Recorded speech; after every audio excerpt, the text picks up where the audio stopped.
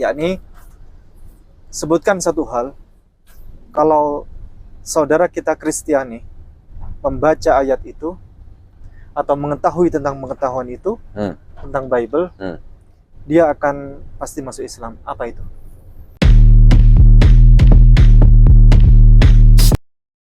Shalom saudaraku, salam damai sejahtera dalam kasih Kristus. Jumpa lagi dengan saya, Didi Duli. Kita akan belajar berapologetika bersama-sama di channel ini. Gara-gara satu ayat Alkitab membuat banyak orang Kristen murtad dan menjadi mualaf. Kata Ustadz Ipung, pengepul mualaf ini ya. Nah, benarkah ayat ini membuat banyak orang Kristen mualaf? Sebelumnya mari kita menyimak obrolan mereka berdua berikut ini. Yakni sebutkan satu hal, kalau saudara kita Kristiani membaca ayat itu atau mengetahui tentang pengetahuan itu tentang Bible, dia akan pasti masuk Islam. Apa itu? Gini ya, ini kan perspektifnya beda ya. Iya.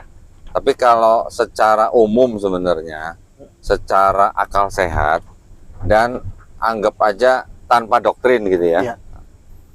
Di Yohanes 17 ayat 3 Iya. itu kan dikatakan bahwa inilah hidup yang kekal. Kali itu. Artinya hidup yang kekal apa? Akhirat, dunia akhirat. Dunia akhirat kan? Iya. Mengenal engkau tuh Bapa. Iya. Sebagai satu-satunya Allah yang benar. Yang benar. Kalau satu-satunya berarti ada duanya nggak? Nggak ada. Ada tiganya nggak? Nggak ada. Satu-satunya. Iya. The only true God gitu Iya. ya. Itu bahasa Inggrisnya gitu. Iya. Jadi satu-satunya Allah yang benar. Kalau satu-satunya Allah yang benar itu Bapa, Iya. berarti Yesus itu Allah juga bukan? Oh, bukan. Ya udah pasti bukan ya. Iya. Kan satu-satunya. Iya. Dan mengenal Yesus Kristus yang kau utus. Khusus. Berarti Yesus utusan. Bapa Tuhan gitu Iya. kan. Iya. Satu-satunya Yesus yang kau utus. Itu kan harusnya juga sama tauhidnya dengan kita gitu. Itu. Tapi kalau dilihat dari kacamata yang netral, Iya. yang tanpa doktrin. Iya. Kalau mereka ini membaca Alkitab hanya ambil asal curi, baca, klaim, ya begini nih hasilnya. Orang Kristen kalau melakukan ini pasti sesat dan menjadi bidat. Apalagi ini orang Muslim. Nah, mereka tidak membaca konteks ayat ini secara keseluruhan. Yohanes pasal 17 secara keseluruhan. Kalau dibaca dari awal sampai akhir, pasti hasilnya tidak seperti ini. Sebelumnya, mari kita bersama-sama membaca ayat ini baik-baik. Inilah hidup yang kekal itu, yaitu bahwa mereka mengenal Engkau satu-satunya Allah yang benar, dan mengenal Yesus Kristus yang telah Engkau utus. Oke, mari kita pahami ayat ini satu persatu. Inilah hidup yang kekal itu. Nah, ayat ini adalah sambungan dari ayat yang kedua. Mari kita baca ayat yang kedua. Sama seperti Engkau telah memberikan kepadanya kuasa atas segala yang hidup. Ini ya. Sama seperti Engkau telah memberikan kepadanya. Kepada siapa? Sama seperti Sang Bapa memberikan kuasa kepadanya, kepada Yesus, atas segala yang hidup. Jadi di sini kita tahu bahwa Yesus punya kuasa atas segala yang hidup. Saya mau tanya di sini, siapa yang punya kuasa atas segala yang hidup? Tuhan atau manusia? Manusia? Tidak mungkin. Kemudian yang kedua, demikian pula ia akan memberikan hidup yang kekal kepada semua yang telah Engkau berikan kepadanya. Dan yang kedua, demikian pula ia akan memberikan hidup yang kekal. Siapa yang akan memberikan hidup yang kekal? Yesus, konteksnya di sini. Siapa yang berhak memberikan hidup yang kekal kepada manusia yang hidup dan yang sudah mati?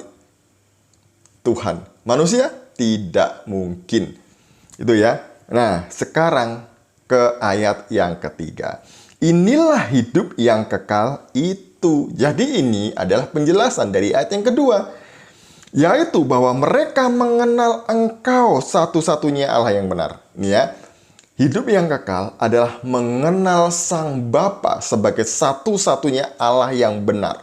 Satu-satunya Allah yang benar adalah Allah yang esa. Yesus juga mengatakan ini, bahwa Allah yang benar adalah Allah yang esa. Namun Allah yang esa ini adalah Allah yang Tritunggal. Allah yang esa wajib Tritunggal. Kenapa demikian? Karena Allah, Sang Bapa, Sang Wujud ini memiliki firman.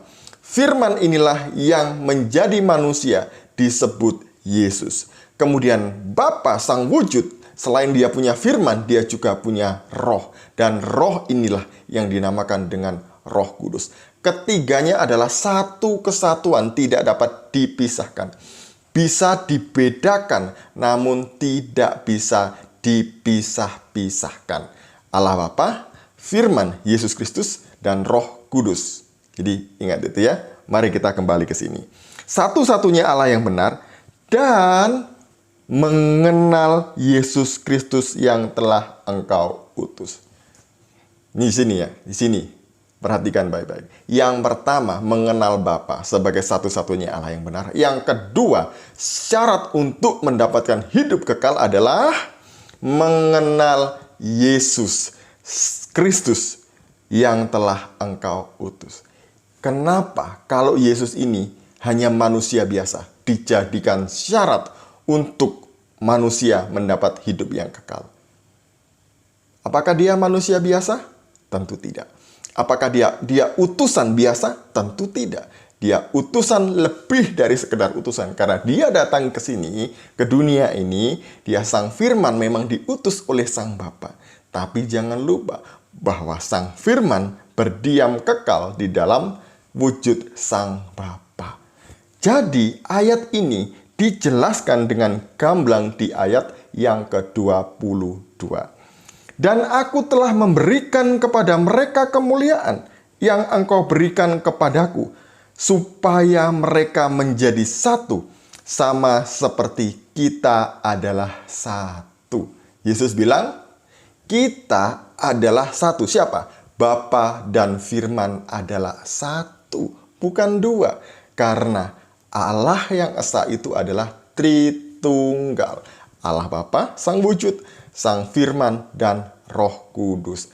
Ketiganya ini satu.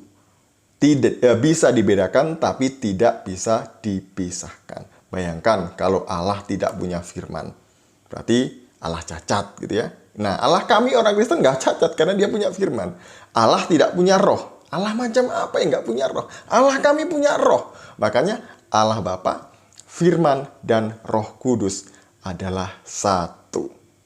Jadi ini ya, ayat ini justru menguatkan iman Kristen bahwa Yesus Kristus adalah satu-satunya Tuhan dan Juru Selamat bagi umat manusia. Sekian dari saya, semoga ini memberkati kita dan mencerahkan kita. Shalom, salam waras, Tuhan Yesus memberkati.